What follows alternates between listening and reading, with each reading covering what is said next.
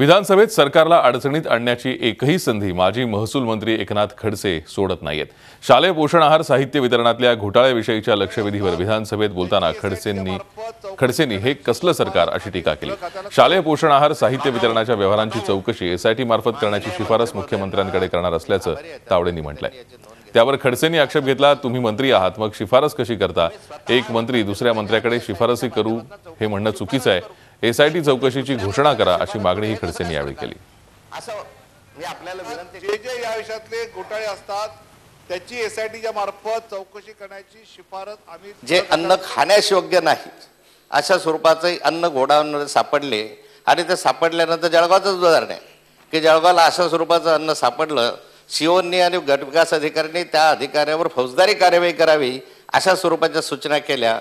Local crime ब्रँचला 1 वर्षापूर्वी अशा स्वरूपाचे लेखी आदेश मिळाल्यानंतर सुद्धा अद्याप गुन्हे दाखल झालेले नाही। हे फार मोठे माणसं आहे, खालपासून वरपर्यंत यांचा दबाव मोठा आहे आणि त्यामुळे अध्यक्ष काय गुन्हे दाखल होत नाही, काय यांच्याकडे लॅबमधून याचे अहवाल येत नाहीत? आणि यामध्ये एवढे मोठे तफावत जर 100 रुपये किलो मागे तफावत असेल तर राज्य शासनाला काय अडचण आहे त्याच्यामध्ये रिटेंडरिंग काढायला? एसआयटी नेमून या सगळ्या कोट्यावधी रुपयाचे गैरव्यवहाराची चौकशी राज्य सरकार करणार आहे का?